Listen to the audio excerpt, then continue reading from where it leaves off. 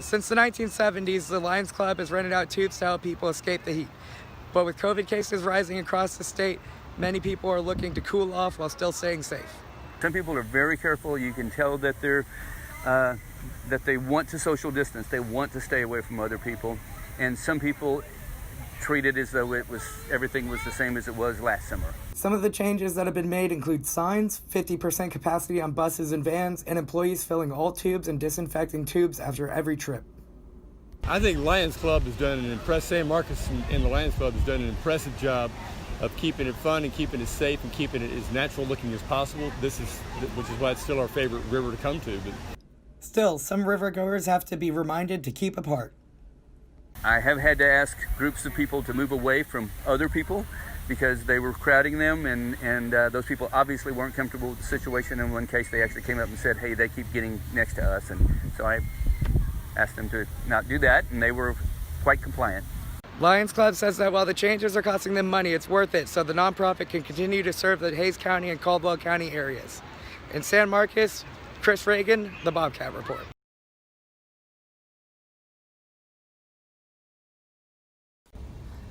With COVID-19 cases spiking in Hays County, the city is moving to fence off its river parks in an effort to keep people out once the park closed Thursday night.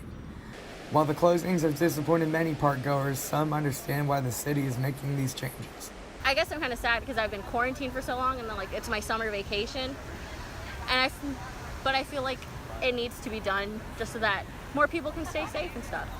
But not everybody is so understanding. For me, I call it the Corona scenario. Sure, it does exist, but the way that is being dealt with is overblown. But as the county moves to require face masks in public spaces, that rule becomes difficult to enforce in the water, and questions about its effectiveness remain. I kind of struggle with the science sometimes behind it.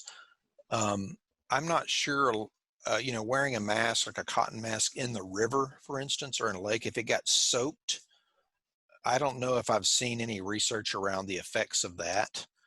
And I'm not sure anybody's wearing a mask in the water.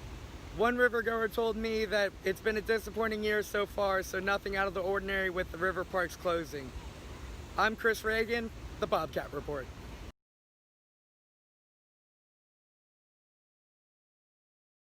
The discrepancy, so I've been doing the work for a really long time, and I come from an advocacy lens, and so the discrepancy that came out, I believe in September, October, is something that if you're steeped in the work, you knew it was a discrepancy, and you knew it was a large discrepancy.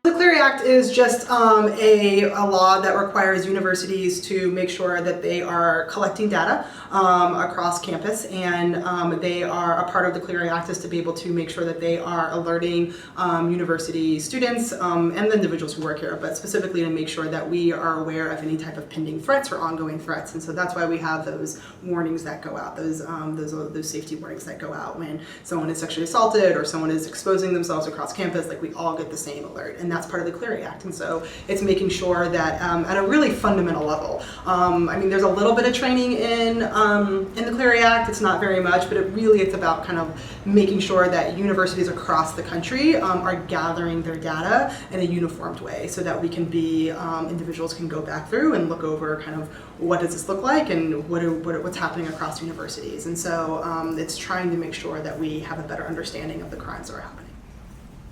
As someone who's been doing this work for a really long time, I looked at those numbers and said, those numbers aren't reflective of what we know is happening in our community, right? But again, even if you look at UT Texas Tech's numbers, right? I think they had like 34, 54 sexual assaults, right? In the same amount of years that we said that we had 7 sexual assaults, right? And even if you look at those numbers, 24 is not right, 54 is not right. The issue is, in terms of how many are actually happening in our community, the issue is, is there a reason for why we're not being honest about those numbers? And if we're actively trying to not give the right numbers, even though we have the information, that's a problem.